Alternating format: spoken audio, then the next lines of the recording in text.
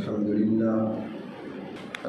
لله الذي أنزل على عبده الكتاب ولم يجعل له عوجا تبارك الذي جعل في السماء بروجا وجعل فيها سراجا وقمرا منيرا وأشهد أن لا إله إلا الله وحده لا شريك له وأشهد أن سيدنا ومولانا محمدا عبده ورسوله أما بعد فأعوذ بالله من الشيطان الرجيم بسم الله الرحمن الرحيم وقال ربكم ادعوني أستجب لكم صدق الله مولانا العظيم مولاي صل وسلم دائما أبدا على حبيبك خير الخلق كلهم قابل احترام بزرگان دوستوں، تکمیل قرآن حکیم اس تقریب میں مجھے اور آپ کو کچھ سننے اور کچھ کہنے کے لیے دعوت دی گئی۔ جب میری یہاں پہ حاضری ہوئی، جب پہنچا تو یہاں پر پر اثر اور رکت انگیز انداز میں دعا کی جا رہی تھی، تو اسی مناسبت سے چند باتیں عرض کی جائیں گی۔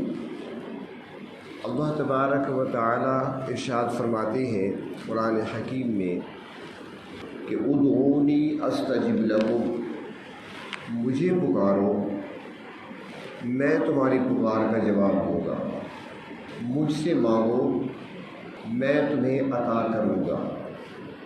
اب یہاں پر جو سمجھنے کا نقطہ ہے کہ پروردگار عالم نے یہاں پر اپنا ذاتی نام بیان نہیں فرمایا، یہ نہیں فرمایا کہ قال اللہ ادعونی استجب لکم۔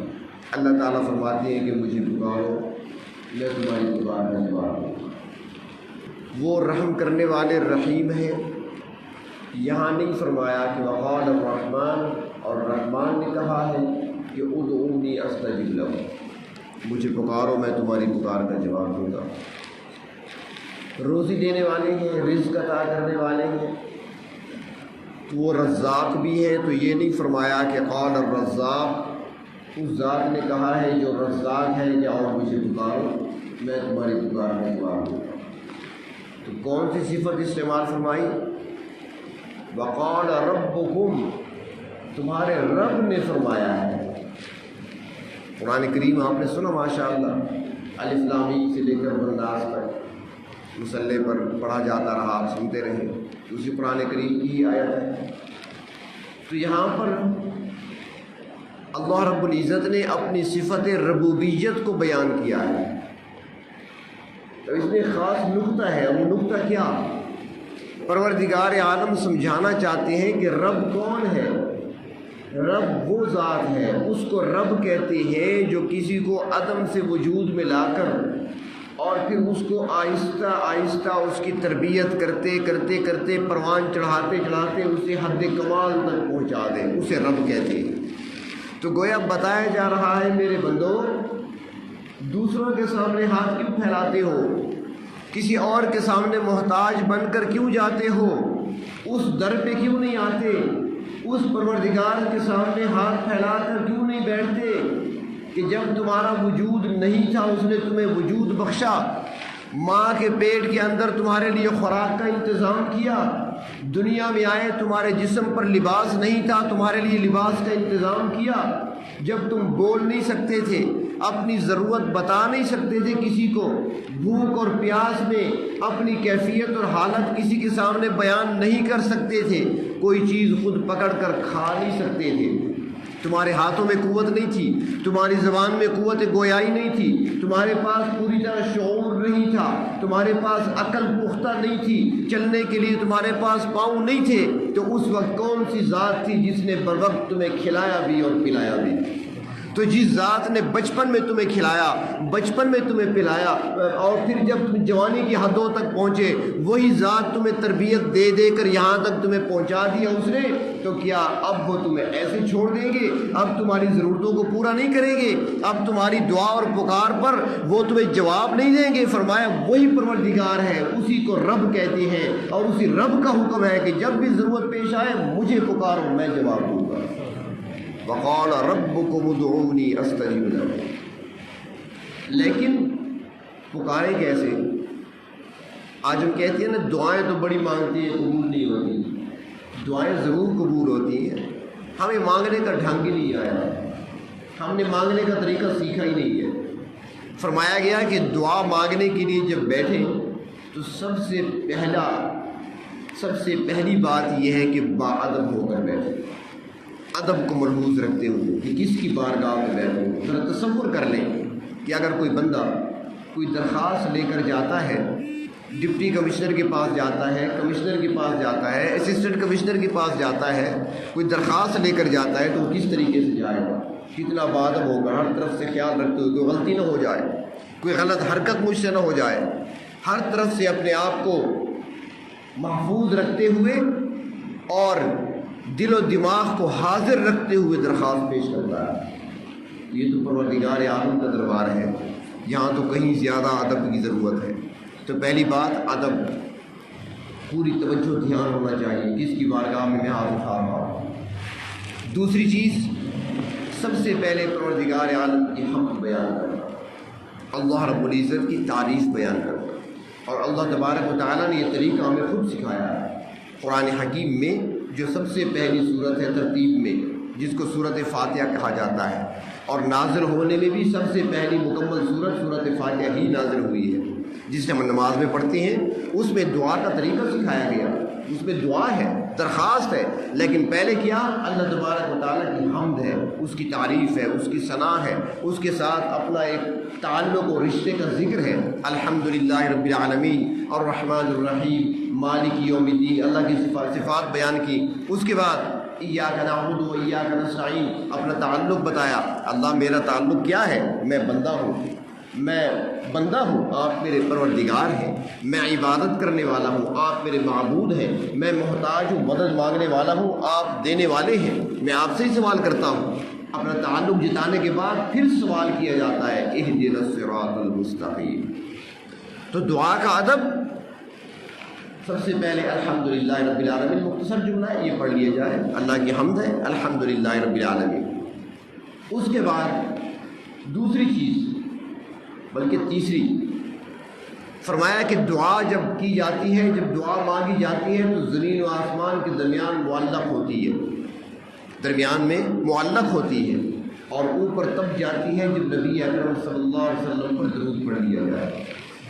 تو ہاتھ اٹھائے دعا کے لیے بادب ہو کر، پہلے الحمدللہ رب العالمین، اور اس کے بعد نبی اکرم صلی اللہ علیہ وسلم پر درود بھیجیں، اس کے بعد دعا مانگیں۔ اور درود سے فائدہ کیا ہوتا ہے؟ پہلی بات یہ کہ جو بندہ نبی اکرم صلی اللہ علیہ وسلم پر درود شریف بھیجتا ہے، تفصیل کا موقع نہیں ہے، میں اشارے دے رہا ہوں، یہ ساری باتیں آپ نے سنی ہوئی ہیں۔ جو بندہ نبی اکرم صلی اللہ علیہ وسلم پر درود بھیجتا ہے، اس درود پڑھنے والے پر اللہ تعالیٰ 10 رحمتیں نازل فرماتے ہیں، 10 برکتیں نازل فرماتے ہیں۔ اب جس نے ہاتھ اٹھائے ہوئے دعا کے لیے درود بھیج دیا تو 10 رحمتیں رب کی طرف سے آ گئیں، تو دعا قبول کیسے نہیں ہوگی؟ پہلی بات۔ دوسری بات، نبی اکرم صلی اللہ علیہ وسلم کا معمول مبارک تھا زندگی میں کہ جب بھی کوئی شخص آپ کی خدمت میں کوئی ہدیہ لے کر آتا تو آپ کی عادت شریفہ تھی کہ اس کے بدلے میں اس کو کچھ ہدیہ عطا فرماتے، اس وقت جو بھی ہوتا عطا فرما دیتے تھے، اور فرماتے ہیں کہ اب بھی آپ صلی اللہ علیہ وسلم کا معمول یہی ہے، درود شریف پڑھنا یہ ہدیہ ہے۔ جب کوئی امتی درود پڑھتا ہے اور یہ درود آپ تک پہنچتا ہے امتی کی طرف سے بطور ہدیہ کے، تو آپ اس کا بدلہ دیتے ہیں، اور بدلہ دعا کی صورت میں دیتے ہیں۔ جب اللہ کے نبی دعا دیں گے تو قبول کیسے نہیں ہوگی؟ اس دعا کی کیا کہتے ہیں؟ ایک صحابی ہیں حضرت عروہ رضی اللہ تعالیٰ، نبی اکرم صلی اللہ علیہ وسلم نے اس کو 1 دینار دیا، کہ جاؤ منڈی چلے جاؤ بکری لے آؤ، بکری خرید لاؤ۔ وہ گیا، درہم تھا یا دینار تھا، وہ گیا، اس نے 1 درہم کی یا 1 دینار کی بکری خریدی۔ اب وہ بکری خرید کر لا رہا تھا، بکری بڑی خوبصورت تھی۔ راستے میں ایک شخص مل گیا، اس کو بکری بڑی پسند آئی، اس نے کہا یار بڑی خوبصورت بکری خریدی ہے تم نے، یہ مجھے بیچ دو۔ اس نے کہا بھی بیچوں گا نہیں، اللہ کے رسول صلی اللہ علیہ وسلم نے مجھ سے منگوائی ہے، قیمت آپ نے دی تھی اور میں تو خرید کر لے کر جا رہا ہوں ان کے لیے۔ اس نے کہا کتنے کے لیے؟ اس نے کہا میں نے 1 درہم کے لیے یا 1 دینار کے لیے۔ اس نے کہا مجھ سے ڈبل قیمت لے لو، 2 درہم لے لو، بکری مجھے دے دو، مجھے پسند آ گئی۔ اس نے کہا ٹھیک ہے، 2 دینار اس سے لے لیے، بکری اس کو دے دی، دوبارہ منڈی چلے گئے، 1 دینار کی اور بکری خرید لی۔ اللہ کے رسول صلی اللہ علیہ وسلم کی خدمت میں حاضر ہو گئے، یا رسول اللہ صلی اللہ علیہ وسلم یہ اپنا دینار بھی واپس لے لیں اور یہ بکری بھی آ گئی۔ آپ نے فرمایا وہ کیسے؟ سارا واقعہ سنایا تو اللہ کے رسول نے فرمایا اے میرے پروردگار، عروہ کے کاروبار میں برکت عطا فرما، عروہ کے کاروبار میں برکت عطا فرما، دعا فرما دی۔ اب دعا کا نتیجہ کیا نکلا؟ صحابہ کرام کہتے ہیں کہ دعا کا نتیجہ یہ نکلا کہ ایک مرتبہ ہم نے دیکھا کہ صبح کے نماز کے بعد سے لے کر چاشت کے وقت تک، 10-11 بجے کے ٹائم تک، صبح سے لے کر 10-11 بجے کے ٹائم تک عروہ نے کاروبار کیا اور 40,000 دینار منافع کمایا۔ یہ برکت آئی، اور یہ ان کے بارے میں مشہور تھا۔ یہ ہمارے یہاں کی جملہ ہے نا کہ فلاں شخص ایسا ہے کہ مٹی کو ہاتھ لگائے سونا بن جاتا ہے، یہ جملہ آپ نے سنا ہوگا۔ یہ کہاں سے آیا؟ یہ وہیں سے آیا ہے۔ حضرت عروہ کے بارے میں کہا جاتا تھا کہ یہ وہ شخصیت ہے، اللہ کے نبی نے ان کو دعا دی ہے، جب یہ مٹی کو ہاتھ لگاتے ہیں تو وہ بھی سونا بن جاتی ہے، مٹی کو بیچنے پہ آتے ہیں تو وہ بھی سونے کی قیمت پہ بک جاتی ہے۔ یہ اللہ کے نبی کی دعا کا اثر ہے۔ اس لیے دعا کے آداب میں سے پہلی چیز ادب، دوسری چیز اللہ تبارک و تعالیٰ کی حمد بیان کرنا، الحمدللہ رب العالمین مختصر جملہ کہہ لو، اس کے بعد کوئی بھی درود شریف پڑھ لے مختصر، اس کے بعد اللہ تبارک و تعالیٰ سے مانگے۔ اور پھر چوتھی چیز وہ یہ کہ یقین کامل کے ساتھ مانگے، کہ پروردگار عالم نے خود فرمایا ہے ادعونی استجب لکم، مجھے پکارو میں تمہیں جواب دوں گا، مجھ سے مانگو میں تمہیں عطا کروں گا، رب نے خود فرمایا۔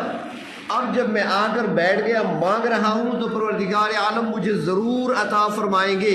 دل میں شک نہیں ہونا چاہیے، تردد نہیں ہونا چاہیے، یقین ہونا چاہیے کہ جو مانگ رہا ہوں اس کے خزانوں میں کوئی کمی نہیں، جو مانگ رہا ہوں وہ دینے پر قادر ہیں، اور خود ہی مجھے بلایا ہے، میں آ گیا ہوں مانگ رہا ہوں، وہ خود دینے پر راضی ہیں، تو اب مجھے وہ ضرور دیں گے۔ تو جب اس یقین کے ساتھ بیٹھیں گے تو وہ دعا ضرور قبول ہوتی ہے۔ علماء نے لکھا ہے کہ امام احمد بن حنبل رحمۃ اللہ علیہ ایک مرتبہ سفر پر تشریف لے گئے، کسی دور کسی شہر میں تشریف لے گئے، یوں سمجھے ڈیرہ اسماعیل خان سے ملتان چلے گئے، پشاور چلے گئے، کوئی کام تھا۔ جب اس علاقے میں پہنچے تو رات ہو چکی تھی، اندھیرا پھیل چکا تھا، تو اب کہاں جاؤں؟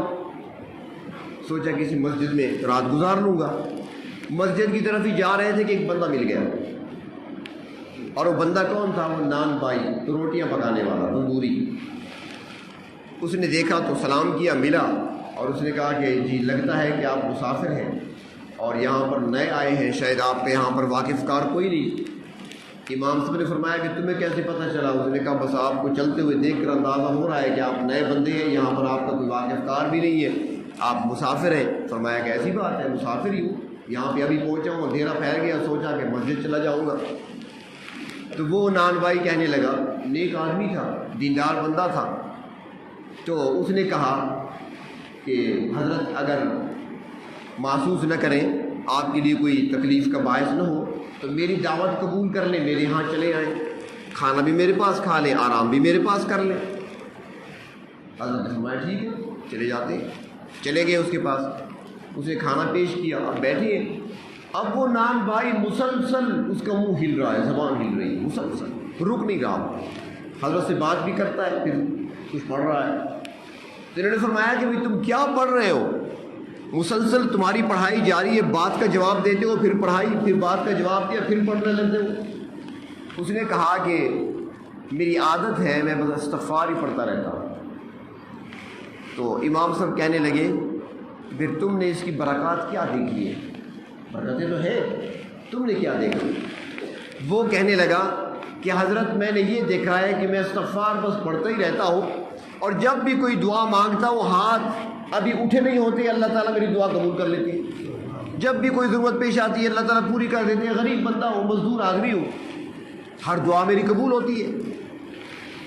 اور پھر ایک ٹھنڈی سانس بھر کر لمبا سانس لے کر کہنے لگا کہ اے معزز مہمان، ایک دعا میں مانگ رہا ہوں، کئی سال ہو گئے، 10-15 سال ہو گئے، وہ شاید ابھی تک پوری نہیں ہو رہی، ہوگی ضرور، مجھے یقین ہے اللہ کی ذات پر دعا ضرور پوری ہوگی، لیکن پتہ نہیں کب ہوتی ہے، بڑی تمنا ہے، بڑی خواہش ہے، دل میں چلتا ہے۔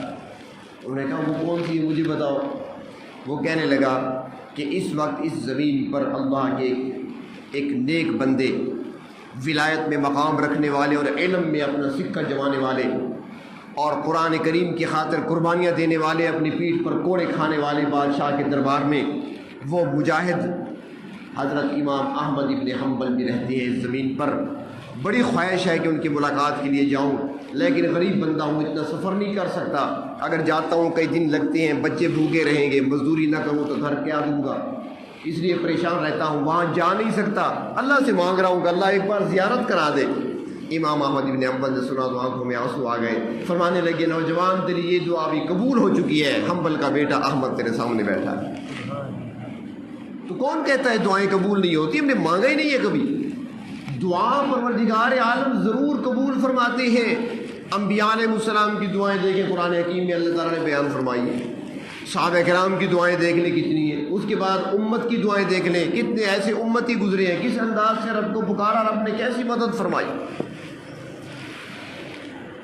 ایک بزرگ گزرے ہیں، بہت بڑے عالم گزرے ہیں، فقیہ تھے، حسن بن سفیان۔ ایک مرتبہ انہوں نے اپنے چند ساتھیوں سے کہا کہ آؤ چلتے ہیں، مصر چلتے ہیں، اور وہاں ایک بہت بڑا مدرسہ ہے، وہاں جائیں گے، داخلہ لیں گے اور کچھ علم حاصل کریں گے۔ انہوں نے کہا ٹھیک ہے چلتے ہیں۔ زیادہ راہ ساتھ لیا، اس زمانے میں زیادہ تو ہوتا نہیں تھا، بس تھوڑا بہت جو تھا، کچھ روٹیاں تھیں، کچھ سامان تھا، لے لیا ساتھ۔ وہاں پہنچ گئے، ایک مسجد کو ٹھکانہ بنا لیا، مسجد میں رہ رہے ہیں۔ اب جو سامان تھا وہ کھاتے پیتے رہے، وقت چلتا رہا، دن کو سارا دن مدرسے میں گزارا، سبق پڑھا، شام کو مسجد میں آ گئے، جو کچھ پاس تھا وہ کھا لیتے تھے، کرتے کرتے جو کچھ پاس ان کے تھا زاد راہ وہ ختم ہو گیا۔ ایک دن فاقہ گزارا، دوسرا دن گزارا، تیسرا دن بھوکے گزارا، کھانے کو کچھ نہیں مل رہا۔ تو ساتھیوں نے کہا حسن بن سفیان سے کہ بھائی ہمیں لائے تو تم ہو نا، اب کھانے کا انتظام کرو، جاؤ جا کر کسی سے ادھار لے آؤ۔ اس نے کہا ادھار کہاں سے لو، میرا اپنا شہر تھوڑا ہے، میں بھی تمہاری طرح مسافر ہوں۔ اس نے کہا اچھا ادھار نہیں مانگ سکتے تو بھیک مانگ کر لاؤ، کسی سے لے کر آؤ، مانگ کر آؤ، کھلاؤ، ہمیں پیٹ تو بھرنا ہے ہم نے۔ اب حسن بن سفیان پریشان ہو گئے، ساتھی مجبور کر رہے ہیں، میں کس سے مانگوں؟ خیال آیا جب مانگنا ہی ہے تو پھر رب سے کیوں نہ مانگو۔ وضو بنایا، سائڈ پہ آ کر مسجد میں ایک کونے میں کھڑے ہو گئے، 2 رکعت نماز پڑھی، پروردگار عالم کے سامنے ہاتھ پھیلا دیے، میرے پروردگار ہم آئے تھے علم حاصل کرنے کے لیے، آپ کے محبوب کی احادیث کا علم سیکھنے کے لیے آئے تھے، یہ ساتھی میرے ساتھ ہی چلے تھے، اللہ آپ پر سے یقین ان کا اٹھ جائے گا اگر آپ نے ہمارے کھانے کا انتظام نہ کیا۔ اے اللہ ہمیں کھانا چاہیے، ہم نے کسی بندے کے سامنے، مخلوق کے سامنے ہاتھ نہیں پھیلانے، آپ کے سامنے ہاتھ پھیلائے بیٹھا ہوں، اے میرے پروردگار مجھے عطا فرما دے، بس کھلا دے ہمیں۔ دعا سے فارغ ہوئے، جب دعا سے فارغ ہوئے تو مسجد کے دروازے پر کوئی شخص آ گیا اور اس نے آ کر آواز دی کہ حسن بن سفیان کون ہے؟ کہ کھڑا ہو گیا، جی کیا بات ہے؟ اس نے کہا بات یہ ہے کہ جو یہاں کا حاکم ہے، اس وقت کا جو حاکم ہے یہاں کا، یوں سمجھیے یہاں کا جو گورنر ہے، یہ اس نے کچھ تھیلیاں دی ہیں۔ جب تھیلیاں گنی تو جتنے ساتھی تھے نا اتنی تھیلیاں تھیں، جتنے بندے تھے نا اتنی، 9 تھے یا 5 تھے، اتنی تھیلیاں، اور ہر تھیلی میں 100 دینار، سونے کا سکہ جو اس زمانے میں ہوتا تھا، 100 دینار ہر تھیلی میں۔ اس نے کہا یہ آپ لے لیں اور کل گورنر صاحب خود ملاقات کے لیے حاضر ہوں گے۔ انہوں نے کہا بھائی واقعہ کیا ہے؟ اس نے کہا واقعہ میں نے بھی پوچھا تو اس نے مجھے جلدی سے اتنا بتایا اس نے کہا جلدی سے جاؤ، ابھی میں تھوڑی دیر کے لیے کیلولہ کرنے کے لیے، آرام کرنے کے لیے لیٹا تھا۔ جب میں لیٹا تو میں نے خواب دیکھا، نبی اکرم صلی اللہ علیہ وسلم کی خواب میں زیارت ہوئی۔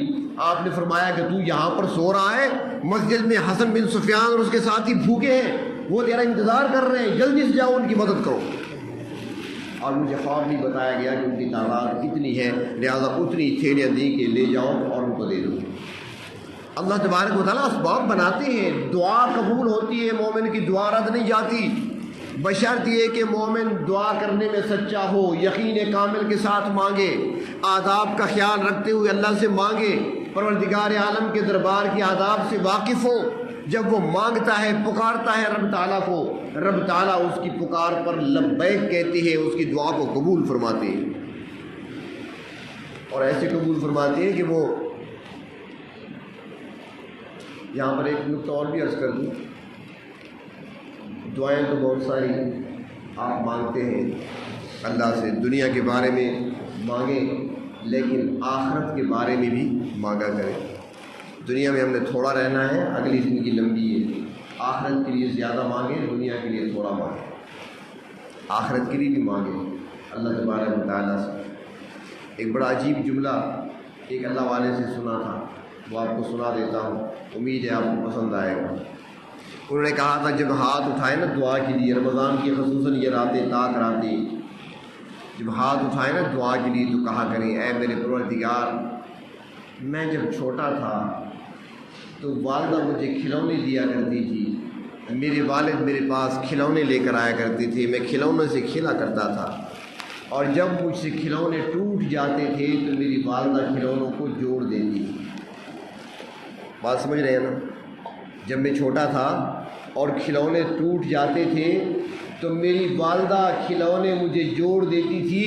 اے میرے پروردگار، آپ تو 70 ماؤں سے زیادہ شفیق اور مہربان ہیں، میں اپنے آپ کو توڑ بیٹھا ہوں، مجھے جوڑ دیجیے۔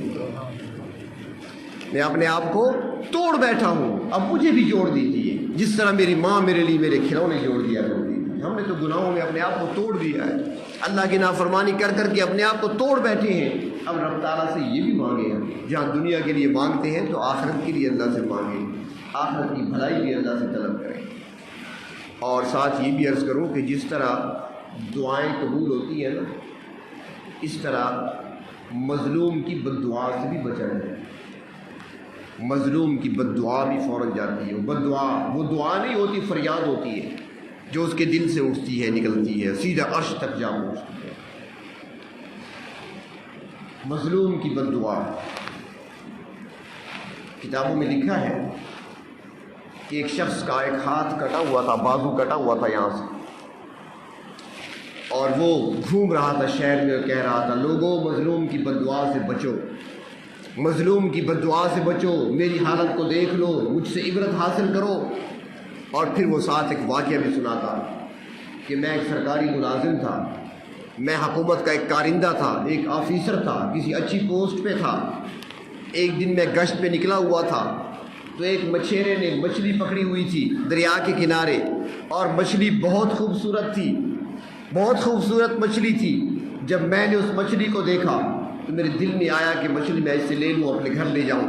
تو میں آگے بڑھا، میں نے اس مچھیرے سے کہا مچھلی مجھے دے دو۔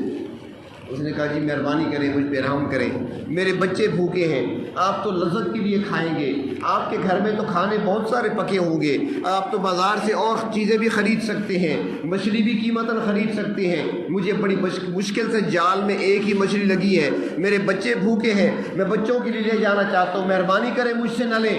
لیکن مجھ پر اپنی افسری کا نشہ سوار تھا، مجھ پر اپنے اس عہدے کا نشہ سوار تھا، میں نے زبردستی مچھلی اس سے چھین لی، اور اس کو چھین کر میں اپنے گھر لا رہا تھا۔ وہ آنسو بہاتا ہوا جوان مچھیرا پیچھے رہ گیا، میں مچھلی کو لے کر آ رہا تھا، راستے میں مچھلی میں حرکت پیدا ہوئی، میں نے اس کو سنبھالنے کی کوشش کی تو میرا انگوٹھا اس کے منہ میں چلا گیا، اس مچھلی کے منہ میں چلا گیا، بس انگوٹھا منہ میں جانا تھا۔ گھر آیا، میرے انگوٹھے میں درد شروع ہوا، جب درد شروع ہوا تو میں کسی حکیم کے پاس، طبیب کے پاس، ڈاکٹر کے پاس پہنچا، کسی جراح کے پاس، سرجن کے پاس پہنچا۔ میں نے کہا دیکھو اسے ذرا تکلیف ہو رہی ہے، شدید درد ہے۔ انہوں نے غور سے دیکھا تو کہنے لگے اس کا ایک ہی حل ہے، جلدی سے انگوٹھا یہاں سے کٹوا لو ورنہ سارا ہاتھ خراب ہو جائے گا۔ مجبوراً اسی دن مجھے اپنا انگوٹھا کٹوانا پڑا. انگوٹھا کٹوا کر گھر آیا. دوسرا دن ہوا, ہاتھ میں درد شروع ہو گیا, شدت کا درد, تکلیف سے مرا جا رہا تھا. پھر گیا طبیبوں کے پاس. انہوں نے کہا ہاتھ کو کلائی سے کاٹ دو ورنہ بازو کاٹنا پڑے گا. چنانچہ میرا ہاتھ کاٹ دیا گیا. چند دن گزرے, پھر درد شروع ہوا, یہاں تک کہ میرا بازو یہاں سے کٹ گیا. اور کٹنے سے پہلے مجھے طبیب نے کہا کہ لگتا ایسے ہے یہ زہر جو پھیل رہا ہے یہ زہر کسی جرثومے کا نہیں ہے, کوئی جراثیم نہیں ہے, کوئی بیکٹیریا نہیں ہے, کوئی وبائی مرض نہیں ہے, بلکہ لگتا ایسے ہے کسی مظلوم کی بد دعا کا اثر ہے. اس کو یاد آ گیا, مچھیری کی بد دعا یاد آئی. تو طبیب نے کہا کہ بازو تو کٹوانا پڑے گا, یہ کٹوا لو, لیکن جس پر ظلم کیا ہے جا کر اس سے معافی مانگو ورنہ یہ زہر پورے جسم میں پھیل سکتا ہے, تمہارے لیے ہلاکت کا ذریعہ بن سکتا ہے. وہ کہتا ہے بازو کٹوایا. اس کے بعد میں مچھیرے کو تلاش کرنے نکلا. تلاش کرتے کرتے پوچھتے پوچھتے اس کے گھر کے دروازے تک جا پہنچا. دستک دی, وہ باہر نکلا. میں نے اس سے کہا مجھے پہچانتے ہو؟ اس نے کہا جی ضرور پہچانتا ہوں. میں نے پوچھا کون؟ اس نے کہا وہی تو ہو نا مجھ سے مچھلی چھینی تھی. اس رات میرے بچے بھوکے رہے تھے اور تم مچھلی لے کر چلے گئے تھے. اس نے کہا تو بد دعا کیا دی تھی؟ اس نے کہا بد دعا تو کوئی نہیں دی تھی, میں نے صرف آسمان کی طرف دیکھا تھا اور میرے دل سے آواز نکلی تھی پروردگار آپ دیکھ رہے ہیں نا, آپ دیکھ رہے ہیں نا یہ سب کچھ ہو رہا, بس میں نے یہی کہا تھا. اس نے کہا آپ دیکھ لو جو تو نے اوپر دیکھ کر کہا تھا, عرش ہل گیا تھا, تمہاری آہ اور فریاد اوپر پہنچی تھی, میرا بازو کٹا ہوا ہے, خدا کے لیے مجھے معاف کر دو, اگر تو نے معاف نہ کیا تو میرا جسم ہلاکت میں چلا جائے گا. چنانچہ اس مچھیرے نے معاف کر دیا, جسم ہلاکت سے بچ گیا, بازو میرا کٹ چکا ہے. تو مظلوم کی بد دعا فوراً اوپر جاتی ہے اور اس کے اندر بڑا اثر ہوتا ہے. اور ظلم صرف یہ نہیں ہے کسی کو آپ نے مارا ہے, کسی کو آپ کو پتھر مارا, کسی کو نہیں, کسی کو اگر آپ نے ستایا ہے, کسی کو آپ نے ایسا ستایا, ایسا دکھ دیا کہ وہ بیچارہ دیکھتا رہا لیکن بے بس تھا, کچھ کر نہیں سکتا تھا, کچھ نہیں کر سکتا تھا. اس کو صدمہ پہنچا, اس کو اذیت پہنچی, چاہے وہ تکلیف اور اذیت جسمانی ہو یا چاہے وہ روحانی ہو, جس طریقے سے بھی ہو وہ ظلم میں شمار ہوتی ہے. اور اس موقع پر جو اس سے آہ نکلتی ہے وہ فریاد بن کر جاتی ہے, جا کر عرش کو ہلاتی ہے. اور آخر میں ایک نقطہ اور بھی عرض کروں کہ دعاؤں کو قبول کس طرح کرایا جا سکتا ہے. ایک ٹوٹکا بھی بتا دیتا ہوں, ہمارے بزرگوں نے لکھا ہے, آسان سا ٹوٹکا.